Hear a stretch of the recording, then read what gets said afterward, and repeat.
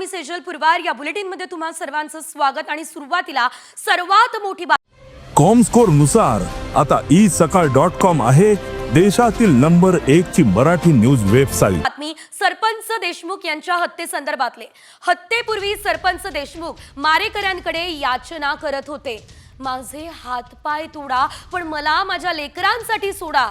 तरीही मारेकऱ्यांनी कसलीच दयामया दाखवलेली नाहीये। त्यांची निर्घुण हत्या केली आहे ही धक्कादायक माहिती आता आरोप पत्रातून समोर येते। या संपूर्ण प्रकरणावरती सरपंच देशमुखांच्या मुलीने नेमकी काय प्रतिक्रिया दिली बघूयात।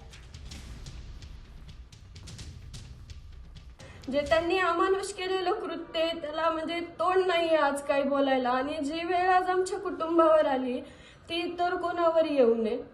आणि जसं त्याच्यामध्ये इतकं सुद्धा आहे की माझे वडील शेवटी सुद्धा सांगतायत मला माझ्या मुला मुलीसाठी जगू द्या आणि जे माझ्या गावासाठी आहे मला माझ्या गावाला पुढे न्यायचंय, मला माझ्या गावासाठी जगू द्या। ते इतकं तळमळ व्यक्त करत असताना सुद्धा म्हणजे यांना कोणाचा तरी वरच्या सरकारचा किंवा कोणाचा तरी हात असल्याशिवाय हे असं करणं शक्य नाहीये। तर आपण बघितलं यावेळेस वैभवी देशमुख अर्थातच सरपंच संतोष देशमुख यांच्या मुलीने नेमकी काय प्रतिक्रिया दिली। सरपंचांनी मारेकऱ्यांकडे अगदी विनवणी केली होती, माझे हातपाय तोडा एवढंही ते म्हणताना दिसलंय। माझे हातपाय तोडा मात्र माझ्या लेकरांसाठी मला सोडा। संतोष देशमुख मारेकऱ्यांकडे गयावया करत होते तरीही मारेकरी त्यांच्यावर सैतानी कृत्य करत राहिले। तहान लागली म्हणून पाणी मागितलं मात्र हैवानांनी लघुशंका केली। लाथा बुक्क्या पाईप रॉडनं मारहाण करून व्हिडिओ कॉल करून दाखवलं। सरपंच विवळत असताना मारेकऱ्यांच्या चेहऱ्यावर हास्य होतं। तर देशमुखांनी केलेली ही याचना आपण बघितली आहे। मात्र या प्रकरणामध्ये मस्साजोगचे सरपंच संतोष देशमुख यांच्या हत्या प्रकरणामध्ये मुख्य सूत्रधार असलेला वाल्मिक कराड याचा पाय आणखी खोलात गेलेला आहे। कराडची कोट्यवधींची संपत्ती जप्त करण्यासाठी एसआयटीच्या हालचाली सुरू आहे। एसआयटीने यासाठी कोर्टात अर्ज केलाय। तर यावेळेस कराडने मोठमोठे प्लॉट, रो हाऊस, कोट्यवधी रुपयांची जमीन नेमकी कोणत्या उद्योगांमधून कमावली आहे याची सुद्धा चौकशी आता होणार आहे।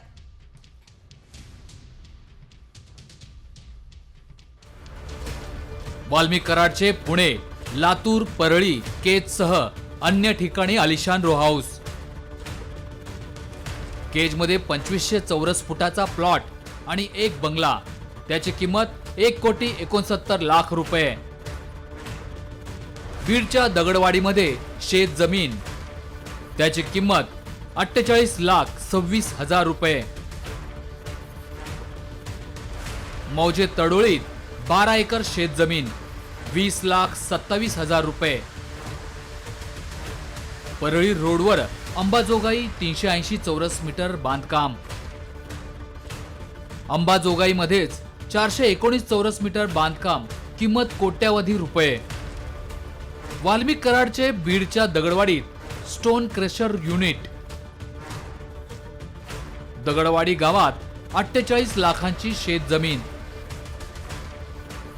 परळीतील वडगावात 4.5 एकर शेत जमीन, किंमत 13 लाख रुपये।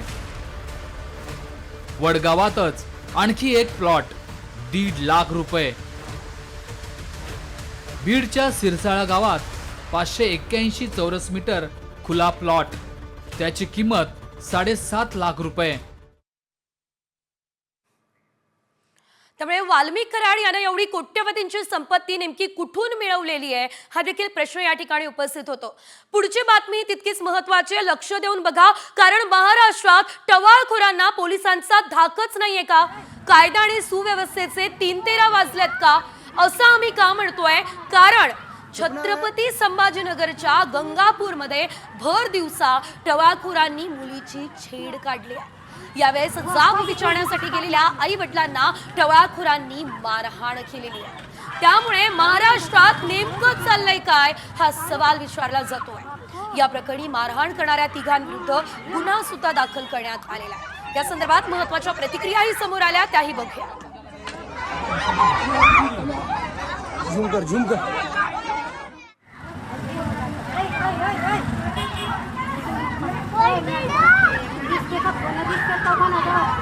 छुपना है।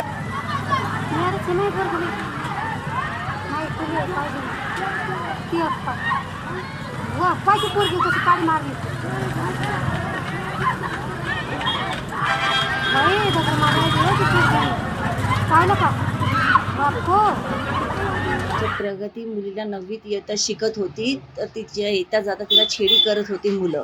ते संध्याकाळच्या वेळेला गेटवरती उभे राहिले, ती तेव्हा झाडू मारत होती.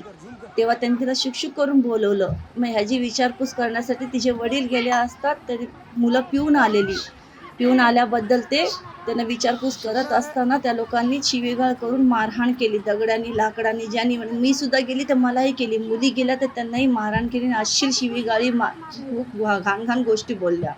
याची कंप्लेंट केली नाही. आम्हाला जे सोडवायला आलेले साक्षीदार त्यांना सुद्धा त्यांनी मारलं. आपण बघितलंय कशा प्रकारे ही अमानुष मारहाण करण्यात आलेली आहे. मात्र साम टीव्हीच्या हेल्पलाईनचा मोठा इम्पॅक्ट दिसतोय. घडलं असं आहे की छत्रपती संभाजीनगरच्या गंगापूरमध्ये भर दिवसा टवाळखोरांनी मुलीची छेड काढली आहे आणि तिच्या पालकांना देखील मारहाण केली आहे. 4 आरोपींना या प्रकरणात पोलिसांनी अटक केली आहे. साम टीव्हीवर ही बातमी दाखवण्यात आली आणि त्यानंतर संभाजीनगरचे डीसीपी नितीन बगाटे यांनी लगेचच पीआयला कॉल केलाय. सगळ्या आरोपींवर तातडीने कारवाई करण्याच्या सूचना दिलेल्या आहेत. धक्कादायक म्हणजे इतका गंभीर गुन्हा असूनही पोलिसांनी सकाळी त्या आरोपीला ताब्यात घेतलं आणि सोडूनही दिलेलं आहे. साम टीव्हीने हा गंभीर प्रकार महाराष्ट्रासमोर आणलाय. मात्र पोलिसांची पळापळ सुरू होती. अखेर या आरोपींना अटक करण्यात आली.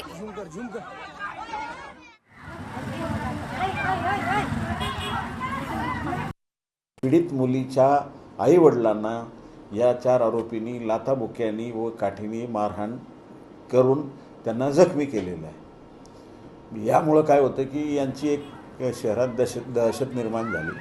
त्यामुळं बाहेर मुली निघायला तयार नसतात.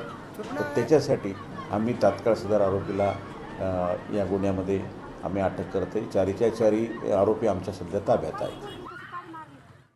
तर वारंवार महाराष्ट्रामध्ये अशा प्रकारच्या अमानुष मारहाणीच्या घटना घडतात आणि यावर वचक बसवण्यासाठी आता पोलीस यंत्रणा नेमक्या काय उपाययोजना करतं हे बघणं महत्त्वाचं आहे. पुढे राज्यभरातल्या महत्त्वाच्या बातम्यांचा घेऊयात वेगवान आढावा.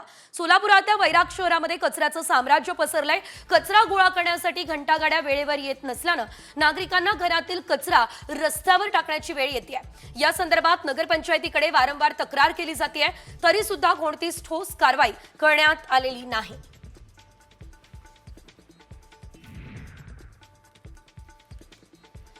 अंधेरीमध्ये टीसी अरेरावी करत असल्याचा व्हिडिओ समोर आला. तिकीट नसलेल्या प्रवाशांसोबत टीसी जबरदस्ती करत असल्याचा आरोप प्रवाशांचा आहे. टीसी प्रवाशांवर धावून मारायला जात असल्याचं प्रवाशी सांगतायत.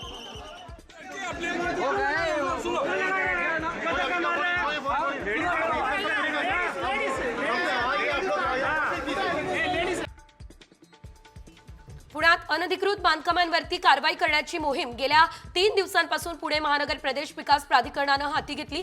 आतापर्यंत 1000 अतिक्रमणं काढण्यात आली आहे. या कारवाईमुळे शहरातील वाहतूक कोंडी सोडवण्यास मदत होईल.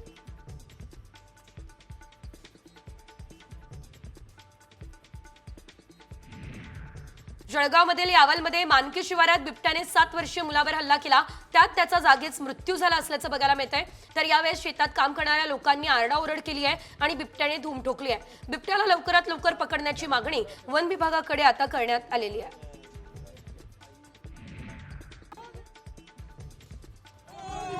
मुख्यमंत्री देवेंद्र फडणवीस यांच्या कोल्हापूर दौऱ्याआधी इंडिया आघाडीच्या कार्यकर्त्यांची धरपकड करण्यात आली असल्याचं आपल्याला बघायला मिळतंय. एकंदरीत आता प्रशांत कोरटकर प्रकरणावरून मुख्यमंत्र्यांना काळे झेंडे दाखवण्याचा इशारा विरोधकांनी दिला असल्याचं आपण पाहिलंय. या पार्श्वभूमीवर पोलिसांनी या कार्यकर्त्यांना ताब्यातही घेतलं.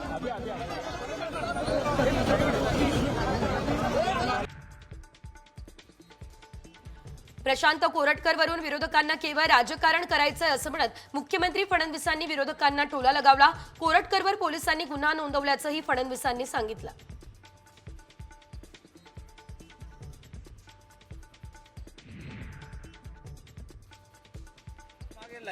पुण्यात महानगरपालिकेसमोर मनसेने आंदोलन केलं. पालिकेच्या इमारतीसमोर क्रिकेट खेळत मनसेने अनोखं आंदोलन केलं. शहरातील मैदानं खेळण्यासाठी मोकळी करावीत यासाठी हे आंदोलन करण्यात आलेलं आहे.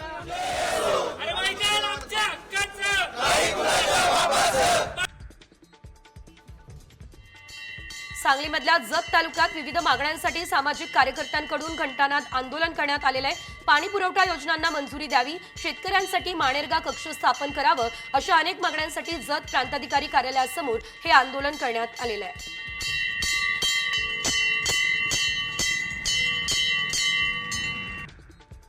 केसाच्या ट्रीटमेंटसाठी लागणाऱ्या खर्चासाठी वाहन चोरी करणाऱ्या एकाला अटक झाली आहे। त्याच्या संदर्भात 6 गुन्हे उघडकीस येत आहेत, तर यासोबतच त्याच्या साथीदाराला अटक सुद्धा करण्यात आली असल्याचं बघायला मिळत आहे। ऑनलाईन जुगार खेळणं नंदुरबार जिल्ह्यातील अनेक तरुणांना महागात पडलं। विदेशी ॲपच्या माध्यमातून ग्रामीण भागातील तरुणांना लाखोंचा गंडा घालण्यात आला। मात्र या संदर्भात पोलीस ठाण्यात अद्यापही कोणतीच तक्रार दाखल झालेली नाही। सामाजिक कार्यकर्ते राकेश पावरा यांनी संपूर्ण बाब आता उघडकीस आणलेली आहे।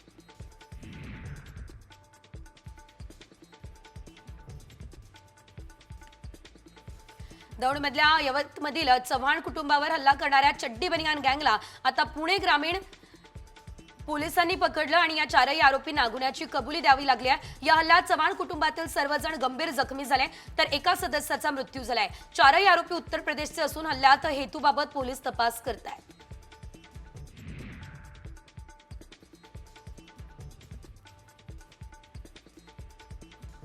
डोंबिवली MIDC कंपनीमध्ये महिलेला मारहाण प्रकरणी आरोपींना आता बेड्या ठोकण्यात आल्या असल्याचं बघायला मिळत आहे। तर महिलेला मारहाण करणाऱ्या कंपनीच्या मॅनेजरसह त्याच्या मुकादमाला मानपाडा पोलिसांनी बेड्या ठोकलाय। रणजित आगवले आणि विजय बेंडल अशी आरोपींची नाव आहे।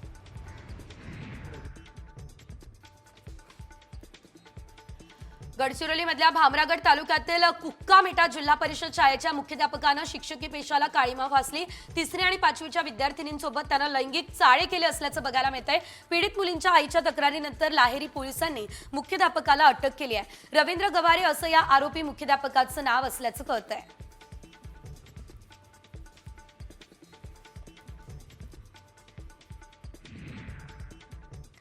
पुढे एक मोठी बातमी पिंपरीमधून आहे। पोलिसांनीच कायदा आणि सुव्यवस्था कशी पायदळी तुडवली आहे ते आता आम्ही तुम्हाला दाखवतोय।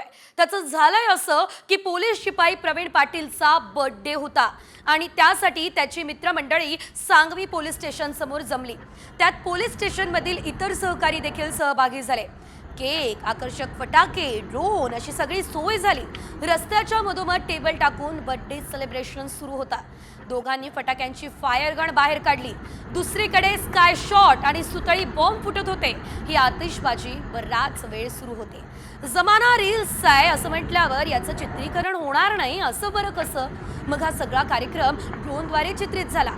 मात्र यामुळे पोलीस स्टेशनच्या दारात हे सगळं होत असताना इतर पोलिसांचे कान आणि डोळे बंद होते का? पोलीस आयुक्त या पोलीस महाशयांवर काय कारवाई करणार असे एक ना अनेक प्रश्न आता उपस्थितच झालेले आहेत।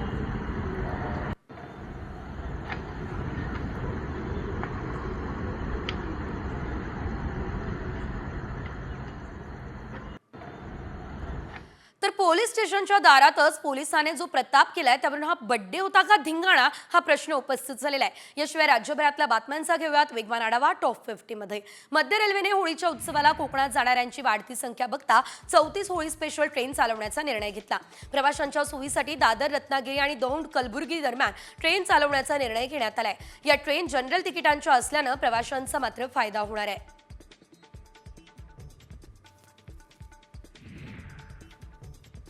$297 परदेशी नागरिकांना पुण्यात भारतीय नागरिकत्व देण्यात आलं। नागरिकत्व सुधारणा कायद्याअंतर्गत अर्ज करणाऱ्या 325 पैकी 297 पाकिस्तानी, बांगलादेशी आणि अफगाणिस्तानी अल्पसंख्याक नागरिकांना पुणे जिल्हाधिकारी कार्यालयाकडून भारतीय नागरिकत्व दिलं गेलंय।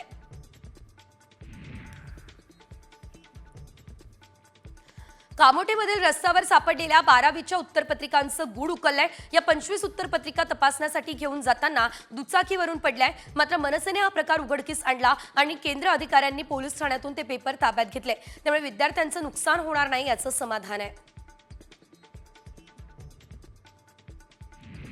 12वीच्या परीक्षा केंद्रावर तैनात असलेला होमगार्ड शिपाई दारू पिऊन ड्युटीवरती आल्याची धक्कादायक बाब अकोल्यात घडली। अकोल्यातल्या पातुरामधील सावित्रीबाई फुले विद्यालयातला हा प्रकार आहे। परीक्षा केंद्रांवर या होमगार्डला बाहेर काढण्यात आलं। रमेश काशीनाथ घोलप असं ऑन ड्युटी दारू पिऊन आलेल्या होमगार्डचं नाव आहे। अमरावतीत 16 एकर जागेत IIT पार्क साकारला जाणार आहे. शहरातील तरुणांना स्थानिक स्तरावर रोजगार मिळणार आहे. दरम्यान या प्रकल्पासाठी प्रस्तावित जमीन मिळवण्याचेही प्रयत्न सुरू आहेत. चमकोगिरी करत मास दाखवणाऱ्या सुरेश धसांचा कार्यकर्ता सतीश भोसलेसह 6 जणांवर आता गुन्हा दाखल झालाय. तर बीडच्या शिरूर पोलीस ठाण्यामध्ये हा गुन्हा दाखल झाला. भोसले आणि 6 जणांना अटक करण्यासाठी पोलीसही रवाना झालेत.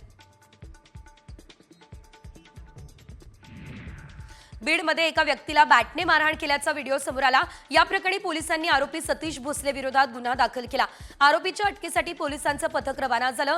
आरोपी सतीश भोसले हा भाजप आमदार सुरेश धस यांचा कार्यकर्ता असल्याची बाब समोर आली.